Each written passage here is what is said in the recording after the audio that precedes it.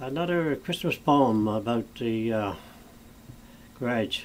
It was the night before Christmas, 1998, 1999 in the mine service garage. It was the night before Christmas and all throughout loose. Not a creature was moving, not even a grouse. New benches were chiselled by the mountain with care, in hopes that the markets would be better next year. Old Bob in his slippers and Pierre in his cap called all of the mine for a midwinter's chat. "It's not looking good," said old Bob with a grin. "We might just have to get rid of some men." Halfway through the meeting I dozed for a bit and had a strange dream I ain't figured out yet. There were all kinds of people just walking about, but I remember one old man who really stood out. He called me aside with a wave of his hand, which made me to think he had some sort of plan. He said, "I want you to talk about number 2 and what has been happening to all of the crew." I thought for a minute about where I would start and how many stories I could recall by heart. He slumped in his chair with a sly sort of grin and said, "Laddie, I'm ready. Let the story begin." I told of the hog bin and the pig farmer too, the one who was threatened by all of his crew. Like Lloyd the welder and Brownie and Snow, kept on the pressure till he just had to go. There were all kinds of foremen with all kinds of crew, some walking around with just nothing to do. 'Twas a crew doing tires, the crew just for steam, and the old service barn was everyone's dream. I told of the colonel with his mummified stare, who just stood there watching every move everywhere, and the wee little mousie, who was always upset, and when he was mad, he just kicked his own hat.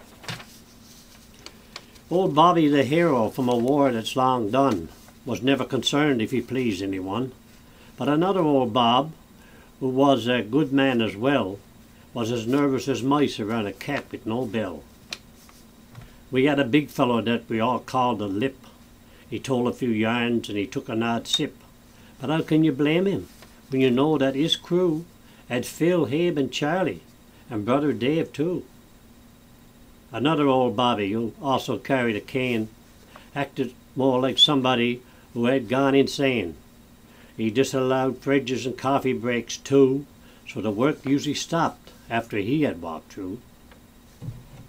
We had a few jokers like Herbie and Phil, and Terry and Harold, and the one called the Dale, Calvin and Ronnie, old Wilfie and Matt, but the best was old Jessie, as sly as a rat.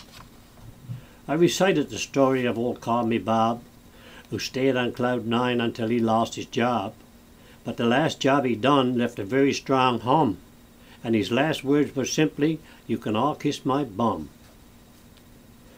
The old man spoke up and said, "You've had a fine crew, but tell me about those who are working with you. Bring me up to the minute since last Christmas Day. Tell it all to me now before I go away." So I spoke of the changes that we all see each day, and the many great plans that are hitting our way.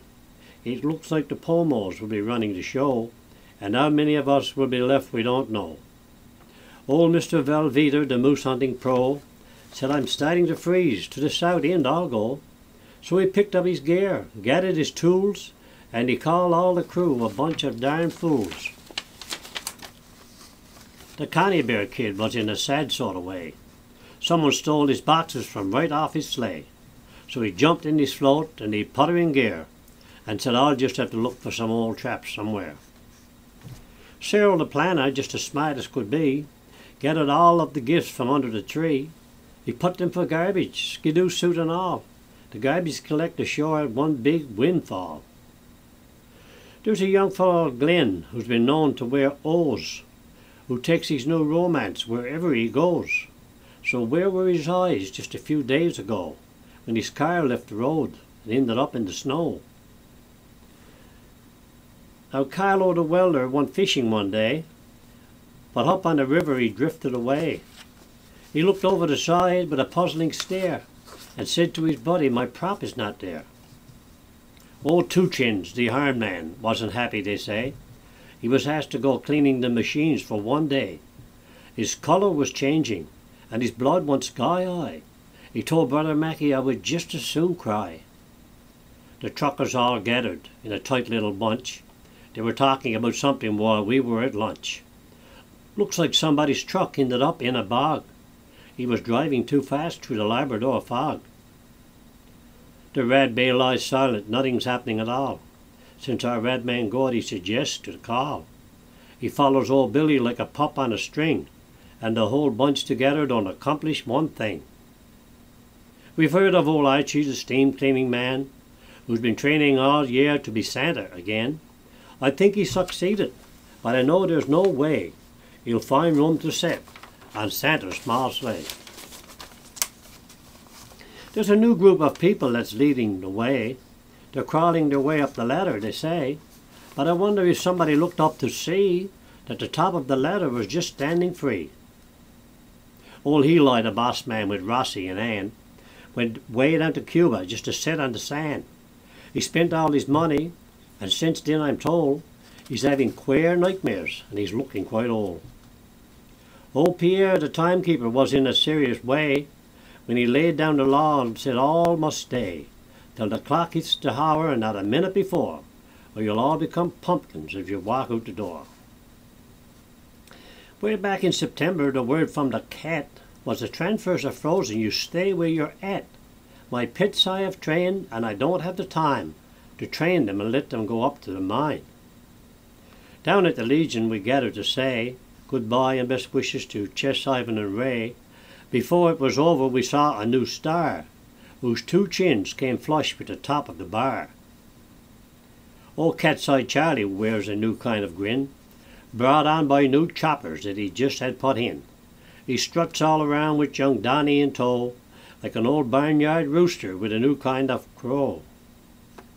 Old Clipboard Dougie has got a seat sale for sure, 'cause he has them all stacked up all over the floor. If you're looking for something that's before the job's to begin, no problem for Dougie, he'll just fly it in. Now Davy the welder on night shift one day had the old Terminator in the cutting edge bay. For 12 hours he looked at it again and again, then said, I can't do it. Wait until Carol comes in. There is a sad story about Clyde, I'm told, who let go of something he just couldn't hold. The result was a terrible mess, so they say, and the clothes he was wearing he just threw away. Since Ivan retired, the new building crew is spread much too thin, with too much to do. The barn called the Cat's-Eye is worse than before, with room to crawl out around every door. The truck side mechanics have been standing in line to work on the Cat's-Eye for a very long time. Now they've traded sledgehammers and wearing a smile. It's the first time that some of them smiled in a while. In the office, the Sheila trying to keep things in line, like the yearly vacation and the shift overtime, but trying to remember that she shouldn't forget is something that she hasn't quite mastered yet. Old brother Bert is now on cloud 9, since becoming a member of the truck service line. He sings as he works, saying, I am the best. That's why I was chosen before all the rest. We still can remember the fella called Rick, who's sometimes mistaken for jolly old Nick. He's gone and forgotten. We have peace at last. But they say that he's happy. He just sits on his ass. The manager Harry must be taking some pill, since he was promoted to a job on the hill. He walks like he's floating, as we see him walk through. Either romance is blooming, or he's fighting the flu. There's a young fella, Kerry, with a bad case of blues. He's been working real hard to fill Carol's shoes. On the truck side, he just might shine like a star, but on the cat side he's close, but there'll be no cigar. Brother Sean got excited with the man from the top and said eating donuts have just got to stop. So another committee is what you will see to study committees, donuts and tea. The word that just came down we've all heard before, just a repeating message and not a lot more. It's a game made for two, but one got every card, and for the other to win it's certainly quite hard. The noise of bells ringing put an end to my dream, and the man in the red suit came in with his team. He said not a word, but just pulled on his belly that hung over his belt like a tub full of jelly. A dirty old flashlight hung low on his hip, and a streak of dried blood you could see on his lip. Then he walked up to Bob and said, "Excuse me, my son, I have a whole lot of work that needs to be done." A grimy old bag he was dragging behind. Looks like he might have dragged it all over the mine. It was made of old windsock and tied up with twine, results of the cutbacks who were there in the mine. He opened the bag and reached down inside. The first name he called was our brother Clyde. "Some Haines for you," he said with a grin. "I've heard about the mess you got yourself in." Then everyone's name he called one by one. Looked like he was having a whole lot of fun. A tie gun for Irving, and for Sandy some wood that's twisted and broken and not very good. For Cyril a snowsuit that you can't throw away, and for Hobby instructions for his brand new VK. Some time off for Ronald and some glasses to see, or to read out those jokes when he's acting MC. For Reggie the farmer a big bag of peel, so he can be outstanding out there in the field, and a book of quotations from those we admire to help him decide that it's time to retire. For Wally there's a book about things he don't know, like loose oil and skidoos and how to make onions grow. And for Pettibone Rossi there's a light that goes out, if sometimes he just might be telling the truth. For Mary some mousetraps left over from Joe, purpose of which I'm sure Joe don't know, and a book by old Dougie that's autographed too, telling all of the janitors just what they should do. By now Santa's bag was getting quite slack, so he took what was left and slung it over his back. As he moved towards Bob, he fell on the floor, but he picked himself up and went for the door. All eyes were on him, and so were mine too. I thought that this Santa was someone I knew. It could not be Archie, it could not be Pierre, 'cause I could see both of them just standing there.